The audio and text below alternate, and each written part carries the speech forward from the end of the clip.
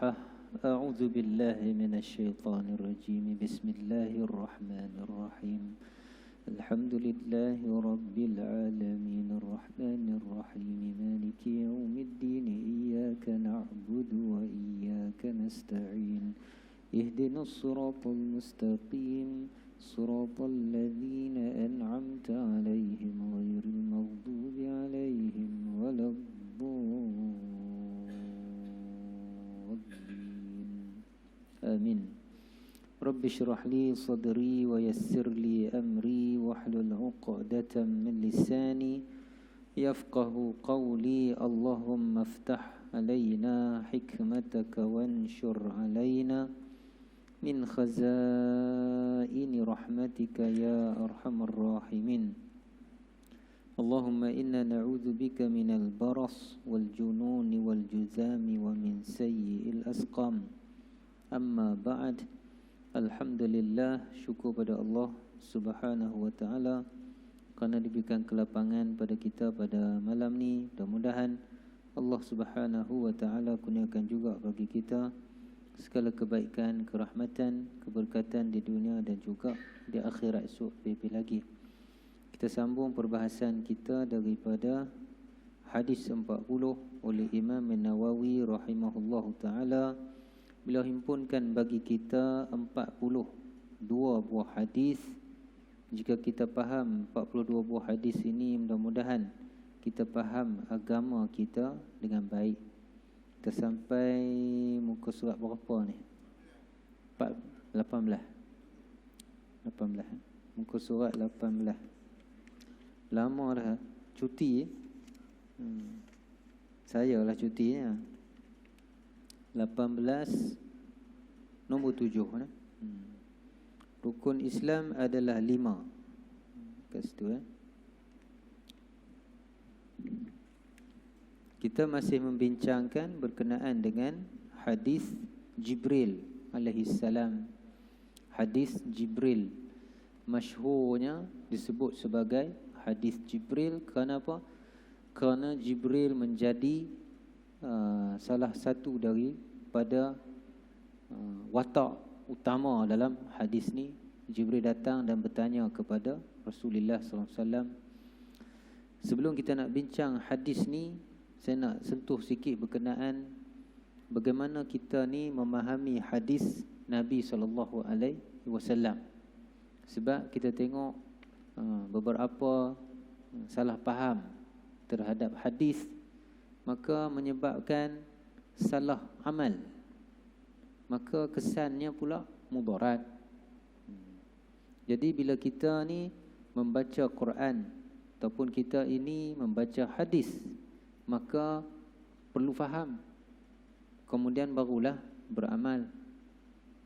Dan faham tu pula sebaiknya kita rujuk kepada kalam orang yang tahu, supaya mengelakkan kita ni salah faham. Tapi bukan maksudnya kita ni tak boleh membaca. Baca, silakan baca. Silakan membaca. Kerana Iqra' bismi rabbikal ladzi khalaq. Silakan membaca. Memang disuruh membaca. Tetapi kita cuba untuk memastikan faham kita tu betul. Faham kita tu betul. Secara khusus kenaan dengan hadis, sebab kita ni bincang kenaan dengan hadis, maka hadis Nabi SAW itu perlu difaham dengan teliti. Jika tidak, salah faham. Bila salah faham, salah amal. Bila salah amal, mudarat. Dunia mudarat, akhirat pun akan mudarat juga. Hadis Nabi SAW tak semua yang bila Nabi SAW buat, maka kita kena buat. Tu kena ingat satu perkara. Lagi satu perkara, tak semua yang Nabi tak buat, kita tak boleh buat. Ni cara faham kena betul. Ya? Tak semua yang Nabi buat, maka kita kena buat. Tak semua hak Nabi suruh. Ya? Tu kritikal. Siapa dengar ni kena dengar sampai habis. Jangan tertidur ataupun keluar masjid. Lagi bahaya. Salah faham pula, kan? Tak semua hak Nabi suruh hak Nabi buat, kita kena buat. Tak semua hak Nabi tak buat, kita tak boleh buat. Itu kena jelas sungguh. Contoh, tak semua hak Nabi suruh, kita kena buat. Contohnya dalam hadis Nabi SAW, riwayat Muslim, sahih lah. Tak ada orang tikai hadis ni, sahih. Nabi SAW pada satu hari lalu melihat satu kumpulan sahabat tengah yulaqihuna an-nakhla. Yulaqihuna an-nakhla, maksudnya tengah kita panggil apa? Mendebungakan buah tamar, pokok tamar. Sahabat mendebungakan pokok tamar. Maka Nabi kata, kalau kamu tak buat pun elok. Hadis sahih Muslim. Kalau siapa nak cari internet, tulis yulaqihuna an-nakhla. Jumpa hadis ni. Yulaqihuna an-nakhla. Cari dalam internet, jumpalah. Jadi sahabat Nabi SAW lalu nampak sahabat tengah mendebungakan pokok tamar. Kemudian Nabi kata, kalau boleh hampa tak buat pun tak apa. Macam itulah maksud dia.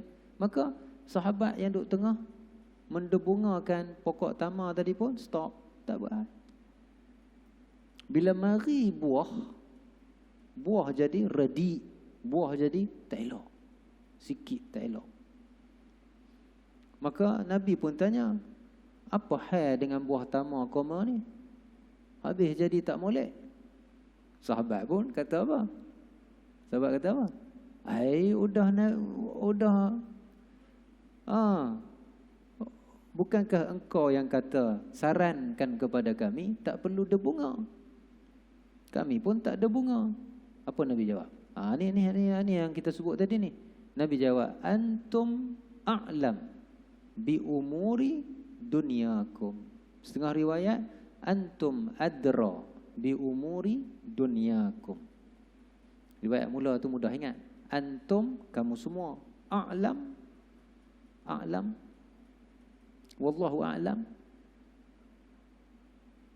kamu semua lebih tahu tentang urusan dunia kamu. Maksudnya apa?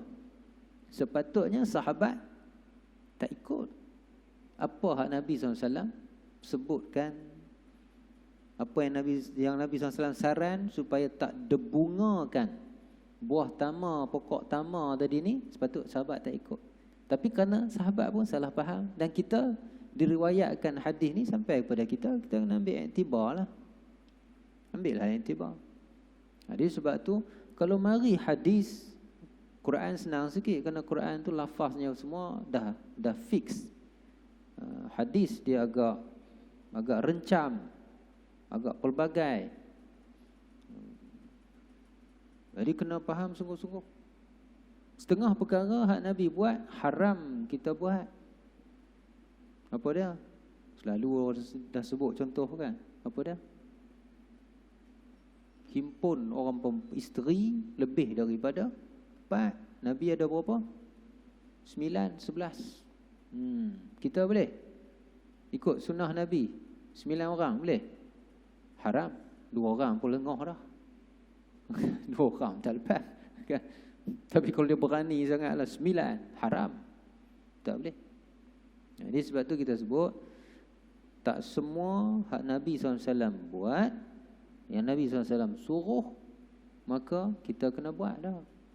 Kena faham dulu.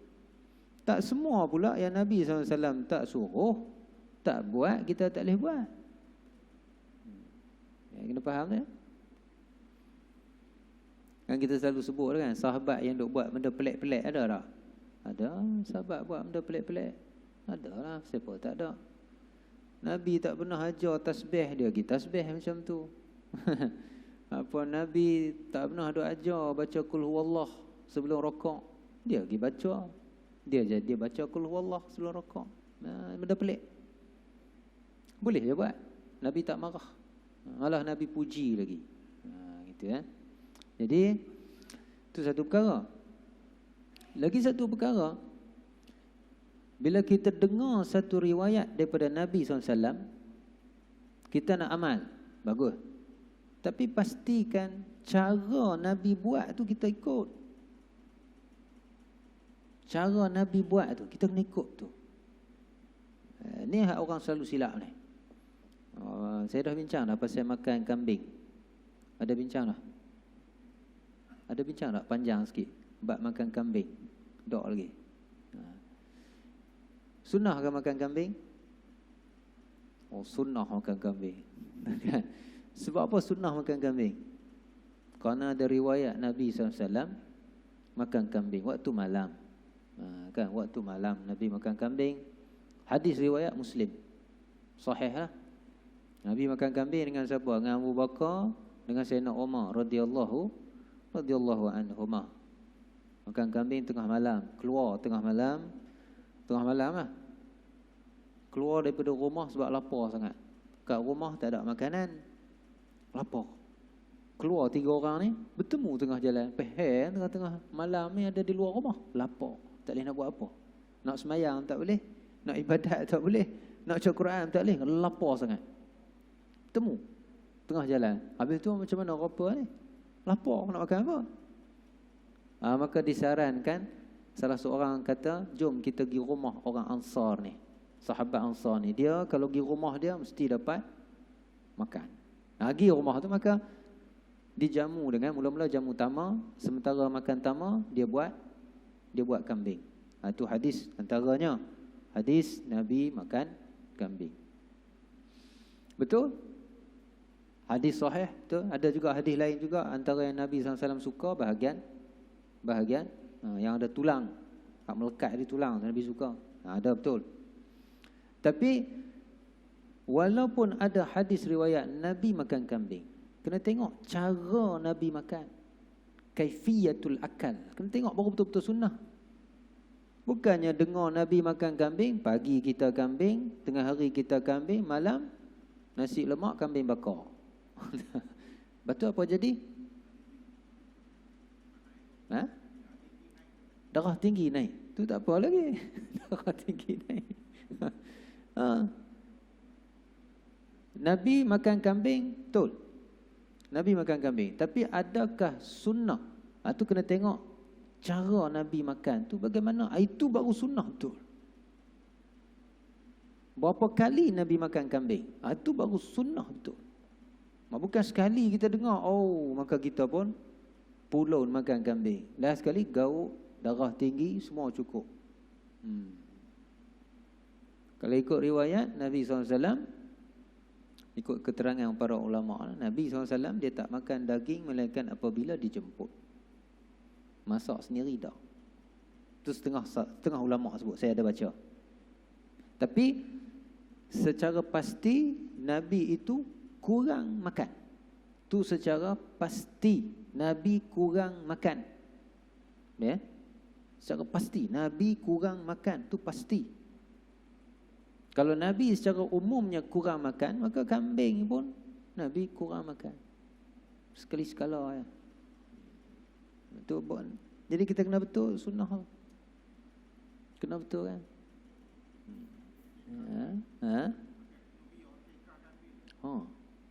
Makanlah. Pulun makan. Sunnah katanya. Nabi makan sikit. Kan? Hak Nabi makan sikit tu kita tak ikut. Tu sunnah betul. Hak Nabi makan kambing kita dengar sekali, terpulun. Sunnah Nabi ni, sebab tu setengah ulama' dia kata sunnah Nabi ni makan sumber tumbuh-tumbuhan. Tu sunnah Nabi betul. Makan sumber tumbuh-tumbuhan. Kebiasaan Nabi. Ini cerita kebiasaan Nabi. Kerana itu ada riwayat yang Nabi SAW, Aisyah radhiyallahu anha cerita kepada Urwah, anak saudara dia. Anak saudara dia tanya kepada Siti Aisyah, dapur tak berasap makan apa? Dapur tak berasap makan apa? Dapur Nabi 3 kali anak bulan naik tak berasap. Mana 2 bulan penuh lah, so 3 bulan kot. Makan apa? Makan apa? Maka makannya adalah kurma dan juga air. Jadi kurma tu sumber tumbuh-tumbuhan. Jadi sunnah Nabi, kalau betul-betul nak ikut sunnah Nabi, daging boleh makan. Boleh makan. Tak boleh haramkan daging. Kerana memang boleh makan pun, korban pun daging. Akikah pun daging secara umum kan. Boleh. Tapi sunnah Nabi betulnya mengurangkan makan daging, membanyakkan utamanya makan sumber tumbuhan. Boleh? Tu sunnah betul. Mana kena faham tu, jangan salah.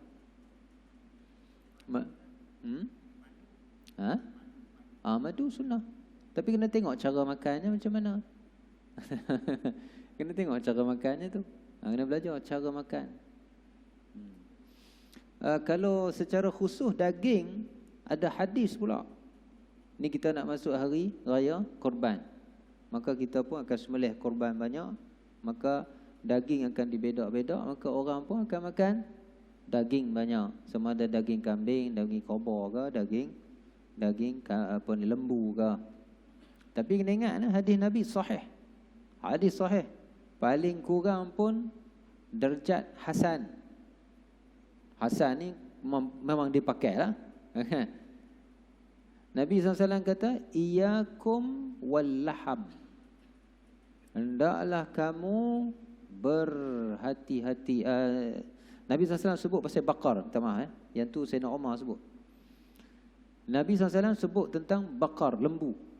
Kemudian Nabi SAW kata apa? Ni hadis sahih. Paling kurang pun hasan. Mana kuat lah. Memang dipegang orang. Ulama pegang. Kita kena pegang lah. Maka Nabi SAW kata, lembu. Nabi cerita pasal lembu. Lepas tu Nabi SAW kata, luhumuha da'un.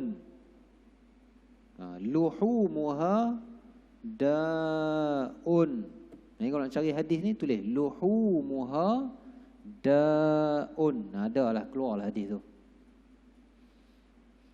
Wa albanuha shifa'un. Apa maknanya?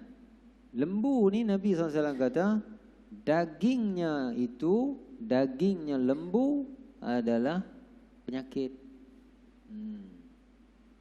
Luhumuha da'un. Daging lembu penyakit. Bukan maksud tak boleh makan, tapi nak ceritanya macam mana kita nak faham daging lembu penyakit ni, macam mana nak beramal. Tengok cara Nabi. Nabi makan daging, makan. Kambing Nabi makan, tapi Nabi makan kurang sangat. Tu caranya. Bukan kita tengok satu hadis terus kita beramal. Dengar luhumuha da'un, kita tinggal terus daging. Tak boleh ke? Tengok hadis-hadis lain. Tengok nas-nas yang lain. Baru dia dapat faham ya. Tu.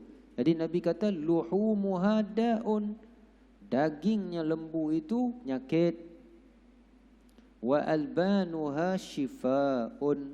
Dan susunya ubat. Susu lembu ubat.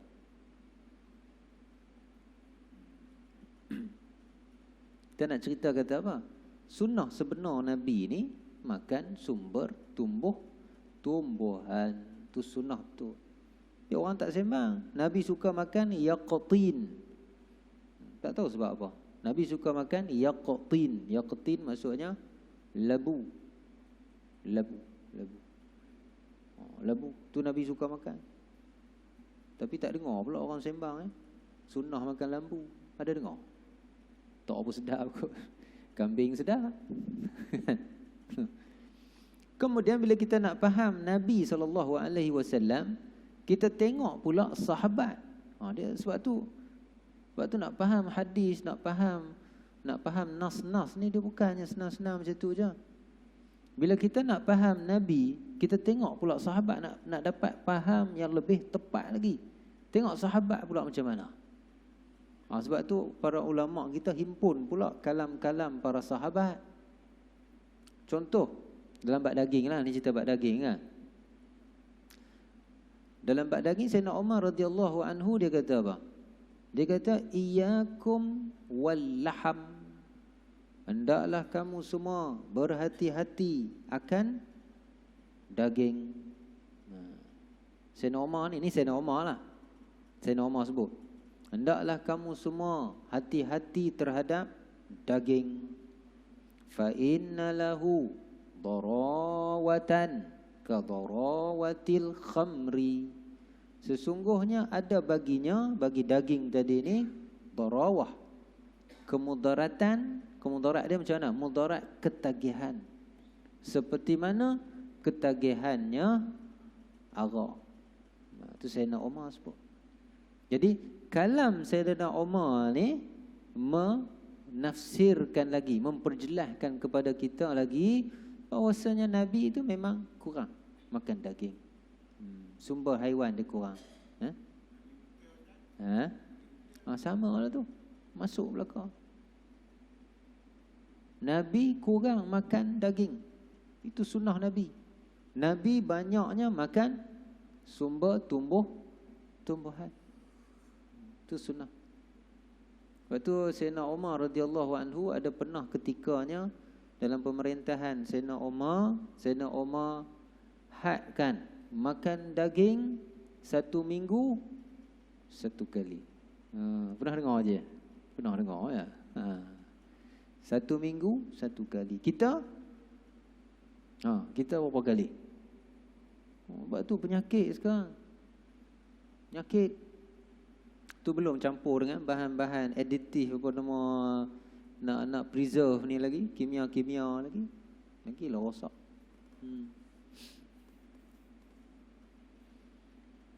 Tu kita nak sebut tentang apa? Cara untuk kita faham nas ataupun ayat Quran ke ataupun hadis Nabi sallallahu alaihi wasallam. Jadi kita kempen sekarang ni sunnahnya Nabi itu makan sumber tumbuh-tumbuhan. Boleh try. Kita orang Melayu makan ulam. Bagus makan ulam. Ulam mentah tu. Nak sihat betulnya rendam dengan air garam dululah. Nak sihat betul lah. Ulam rendam air garam dulu. Sebab apa? Ni tak ada lah dalam sunnah apa, tak ada. Tapi ini orang panggil tajribah ataupun pengalaman orang tua. Dia rendam air garam supaya hilang penyakit-penyakit, natang-natang mati, kuman-kuman mati. Baik, kita masuk. Jelas tu tuan-tuan? Boleh Ya. Tak dengar. Buah kurma, ya.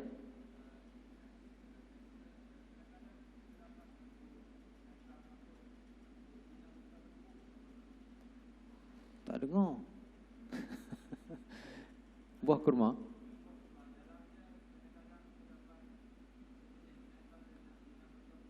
Oh, binatang dalam buah kurma. Jadi? Wallahu a'lam. Binatang ada dalam buah kurma. Adakah beri mudarat? Itu Wallahu a'lam. Itu saya tak tahu. Sama macam ulat dalam buah lah. Wallahu a'lam. Ulat buah boleh makan tak? Ulat buah boleh makan. Siapa lalulah. Kita tak lalu. Sama jugalah yang dalam kurma tu pun. Boleh makan. Tapi siapa yang lalulah kan. Mudarat ke tak mudarat, yang tu wallahu a'lam. Saya tak ada maklumat. Wallahu a'lam. Baik, kita sambung. Pertanyaan Jibril alaihi salam kepada Nabi sallallahu alaihi wasallam. Jibril kata kepada Nabi sallallahu alaihi wasallam, akhbirni anil Islam. Ceritakan kepada aku, terangkan kepada aku tentang Islam. Maka Nabi pun sebut, al-Islamu an tashhada an la ilaha illallah wa anna Muhammadar Rasulullah wa tuqimas salah wa tu'tiyaz zakah wa tasumu Ramadan. Wa tasuma tu kan wa tasuma Ramadan wa tahujjal baita in istata'ta ilaihi sabila. Qala sadaqta fa'ajibna lahu yas'aluhu wa yusaddiquhu. Ke hadis ni cerita Nabi pun jawab Islam tu apa? Maka Islam itu 5 perkara yang kita selalu sebut. Ini satu kelebihan yang ada pada hadis. Satu kelebihan yang ada pada hadis berbanding Quran. 5 perkara ni, syahadah, semayang, puasa, zakat, haji, ada sebut dalam Quran. Tetapi ia tidak disebut secara tersusun, secara bersekali macam ni. Ini lebih hadis. Sebab tu tak boleh tinggal hadis. Hadis kena mengaji. Kerana hadis itu dia menerangkan akan Al-Quran. Al-Quran ada sebut ni. Ada sebut tentang syahadah. Ada lah. Siapa tak ada pula kan? Qala ya qaumi ibudullah. Sembahlah Allah. Annahu la ilaha illallah. Ada sebut. Semayang ada sebut, zakat, haji, semua ada sebut dalam Quran. Tapi dia tak sebut secara tersusun. Inilah dia rukun Islam. Tak ada.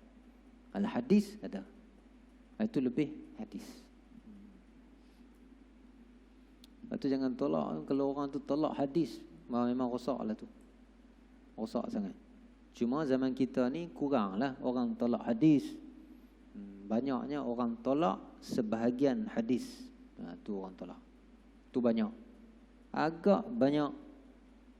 Zaman kita ni orang tolak sebahagian hadis. Cara ulama' dulu, dia selagi boleh nak menggunakan hadis. Tu kaedah ulama' dulu ya.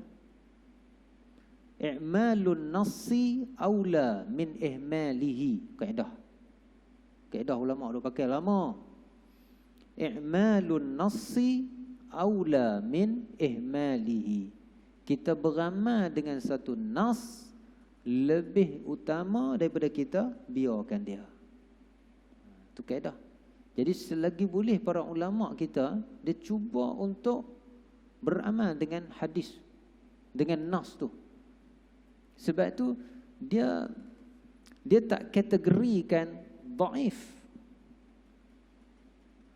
Tak ada.